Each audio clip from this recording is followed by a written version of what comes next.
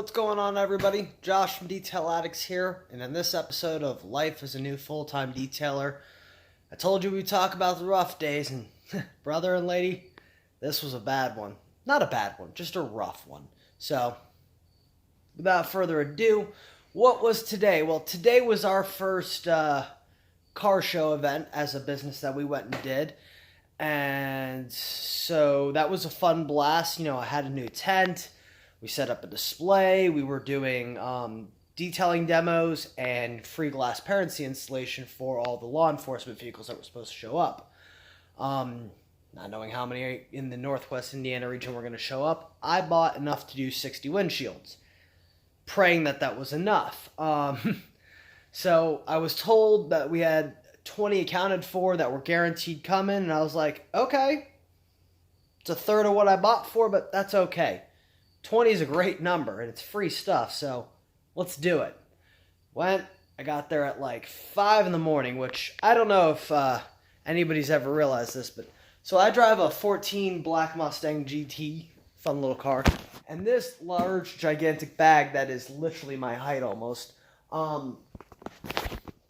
has to fit in there, along with the ballasts, table, all of the stuff to do the glass parency, the stuff that I brought out for that, banners, video cards. Like, this car was packed, so that was a challenge. Thankfully, I have a logistics background, so packing things is something I'm good at. Thanks for all the Tetris years. So, not horrible, but one of those long week. We were doing some jobs. We had a couple of corrections. We had a couple of coatings. We had to touch up on a Corvette really fast that we had to do, which that turned out to be really super easy. It's kind of cool. I tried out a new tip from some mentors of mine, and it totally worked so much easier than what I was planning on doing. So, gotta love mentors. They're awesome. When they give you a recommendation, try it first. Advice there. Wisdom. Anywho.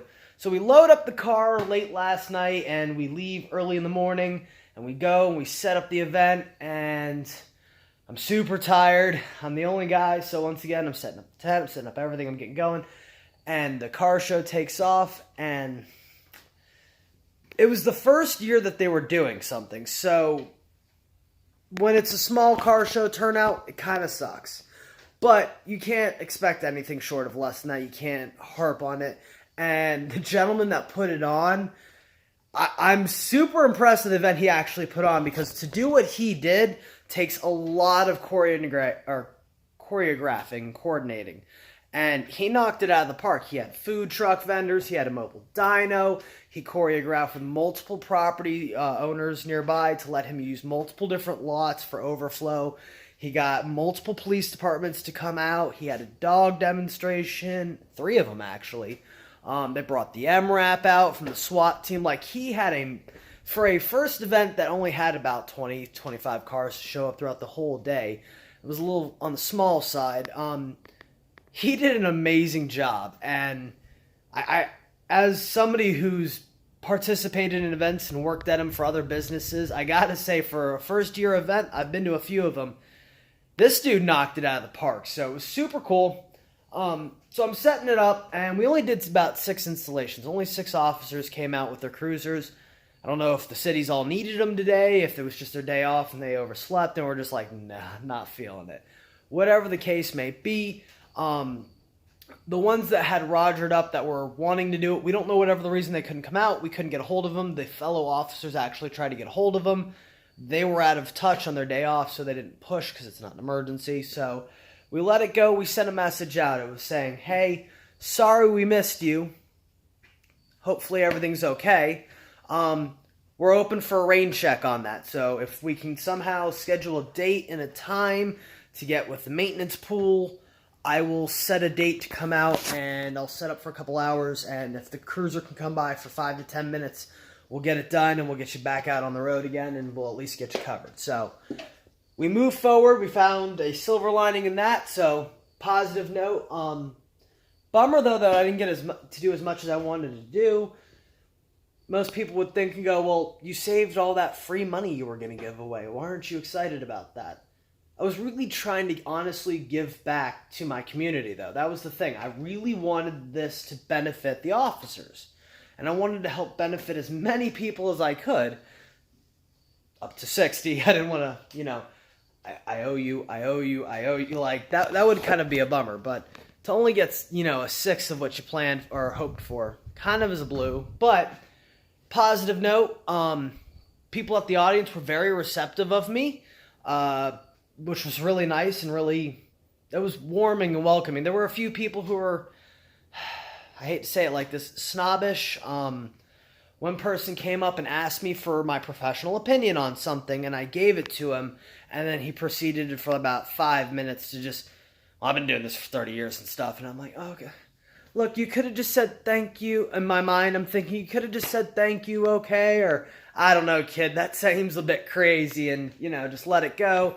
But whatever, people are people, let it go. So we go ahead and we get all that done.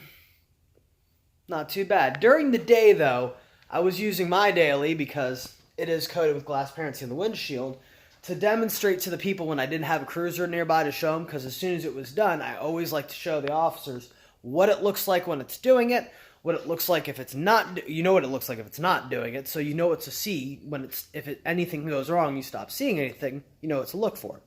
So I love showing them that because they always get excited, people standing around were getting excited, and I was using my car as a demonstration for the detailing and the other stuff we were talking about, and people were very receptive of that.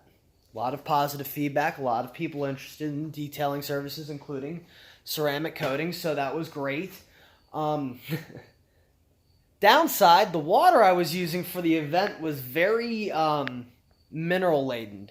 So my car, which I did wash before the event, I will be honest, it was very quickly. I was very tired. It was like 11 o'clock at night. I'm running on about 4 hours of sleep. That's why I look ridiculously silly. But I told you guys, this series is transparent. Good and bad. Long and short days.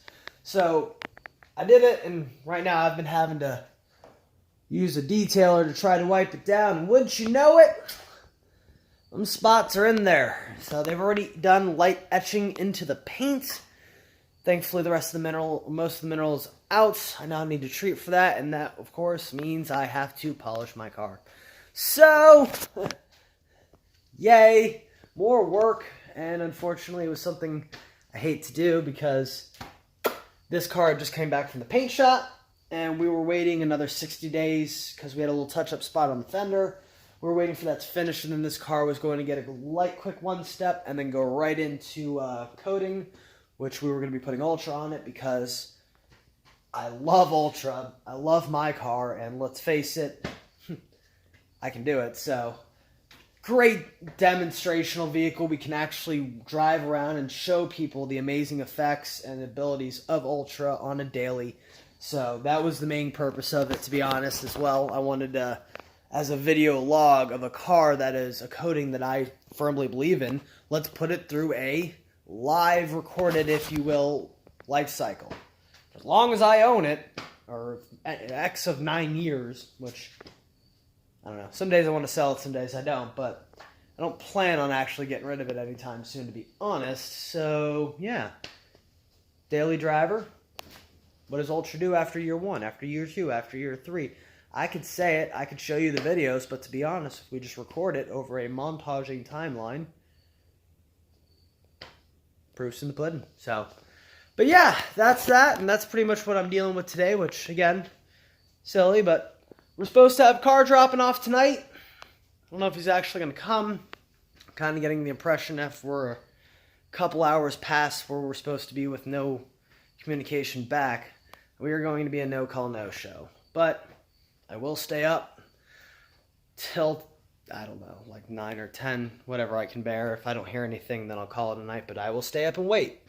Because I don't know what's going on. Maybe his phone died and, car broke down. I don't want to ever assume. I want to always give the customer the benefit of the doubt. So, we'll stay in post. And I will clean my car. So, yeah.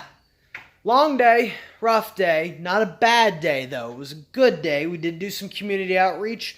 Our first event was kind of a smashing success, if you will. Nothing horrible happened, so it's a win.